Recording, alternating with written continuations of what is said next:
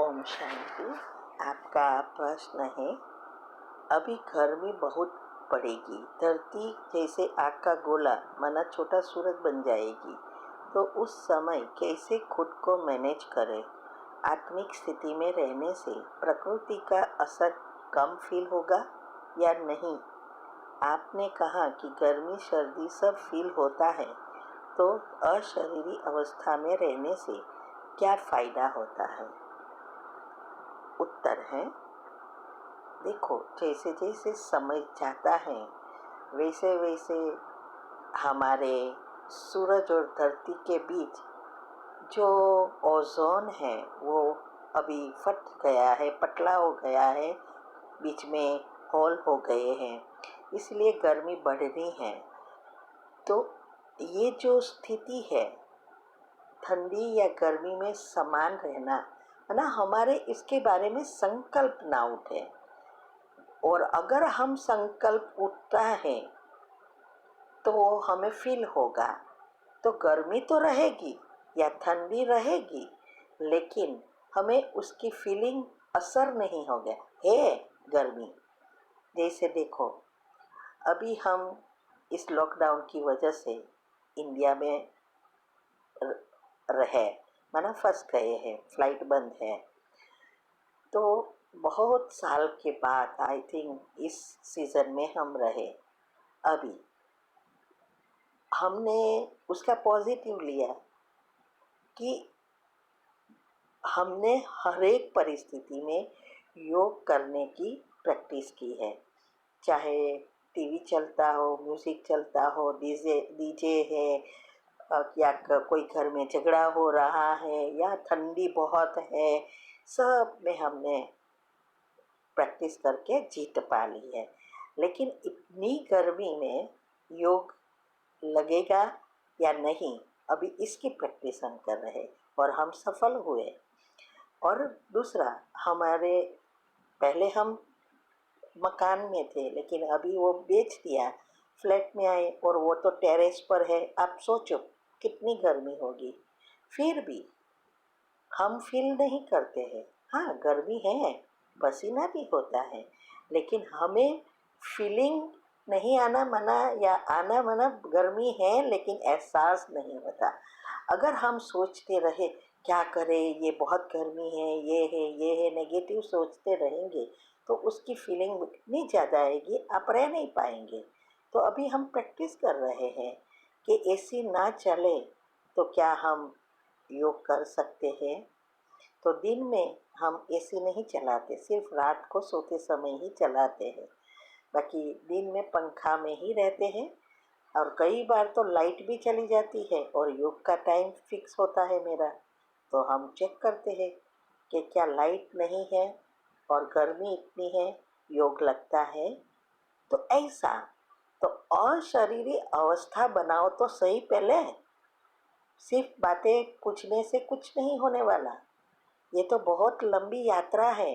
आपको ये सब बातों जो हमने अभी योग की विधि में जो भी बताया वो सब करना है रोज, तब ये अवस्था होगी। हर एक चीज़ को पॉजिटिव में लेकर चिंतन न चलाना, यही हमारी अवस्था बनानी है। क्योंकि आगे चलकर या लाइट भी नहीं होगी, पंखा नहीं होगा, कुछ नहीं होगा, तब क्या करेंगे?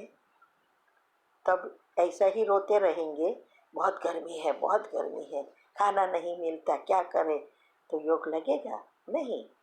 तो अगर हमने अभी प्रैक्टिस करके मन को स्टेबल किया है तो उस समय ज़रूर सफलता मिलेगी। तो इसकी प्रैक्टिस अभी से करनी है।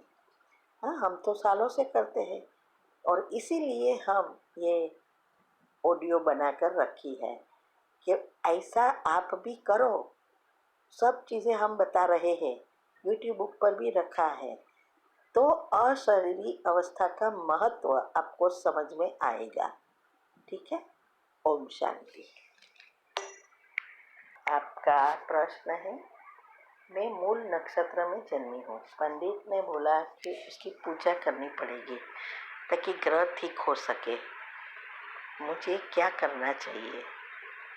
उत्तर है, देखो, हमने अच्छी रीति यूट्यूब पर समझाया है कि ये ग्रह नक्षत्र ये सब क्या है, ये ये आप सुनो। और ये भी बताया कि ये सब हमारी नेगेटिव पॉजिटिव एनर्जी और जो मुख्य आत्माएं हैं उनसे हम जुड़े हैं, तो उस सब बातों को समझो। तो नक्षत्र कोई चीज नहीं है, हमारे ही पाप कर्म है। तो इससे कोई पूजा कराने से कुछ नहीं होने वाला। और आज के पंडित क्या पूजा करते हैं? कुछ नहीं करते हैं। इसीलिए आप योग बढ़ाओ और रोज योग से आपके विकर्म विनाश करो। कईयों को हमने देखा है कितनी पूजा पाठ करवाता है फिर भी प्रॉब्लम नहीं जाता। कितने वास्तुशास्त्र आदि कुछ सब कुछ कराते हैं वास्तु दोष का निकालने के लिए, लेकिन नहीं जाता। हमने तो बहुत सारे देखे हैं और हम प्रैक्टिकल में भी कोई प्रश्न आता है, सेमिनार में मिलते हैं तो घर पे भी जाके हम डिस्कस करते हैं तो पता चलता है। और प्रॉब्लम वहाँ का वहाँ ही रहता है। सिर्फ ये तो सब बातें नक्षत्र ग्रह जो कुछ है और कुछ नहीं, हमारे सूक्ष्म शरीर में आए हुए हमारे चक्र, पाप कर्म और पुण्य कर्म।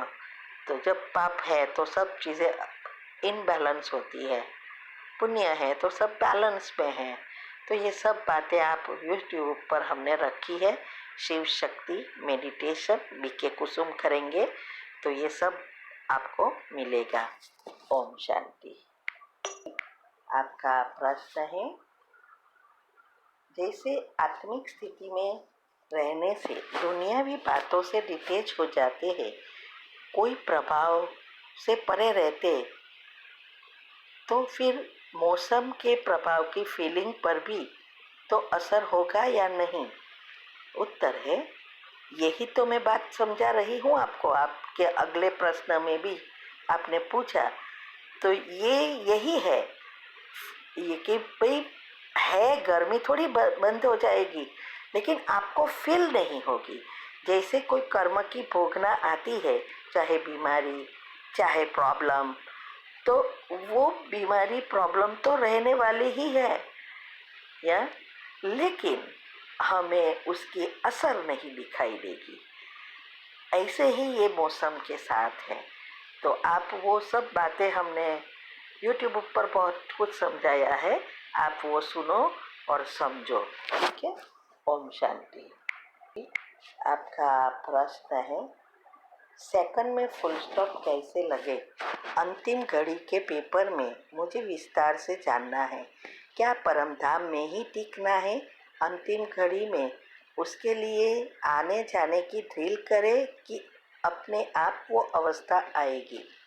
उत्तर है, देखो ये सेकंड का पेपर के लिए ही ये सब पुरुषार्थ है, इतना लंबा पुरुषार्थ है। तो इसके लिए विधि जो हमने बताई है वो फॉलो करो, उसमें सब आता है। ये ड्रिल भी आती है, योग भी आता है, धारणाएं भी आती है, सब कुछ आता है। कि समय पर ज्ञान यूज करना या ज्ञान याद आना, यही फुल स्टॉप लगाएगी। तो इसके लिए ये सारी हम पुरुषार्थ कर रहे हैं। तो इसके लिए परमधाम में टिकने की बात नहीं है, ये तो ड्रिल में बताया जाता है कि आपकी मन बुद्धि जहाँ टिकना चाहो वहाँ टिका सको, ये प्रैक्टिस करनी है। तो पेपर वही होगा जो इस दुनियावी स्थूल चीज़ों से आपका अटैचमेंट है, चाहे बच्चों से, चाहे कोई वस्तु से, चाहे कोई खान पान से, वही आपका अंतिम पेपर है, बाबा ने बोल दिया है।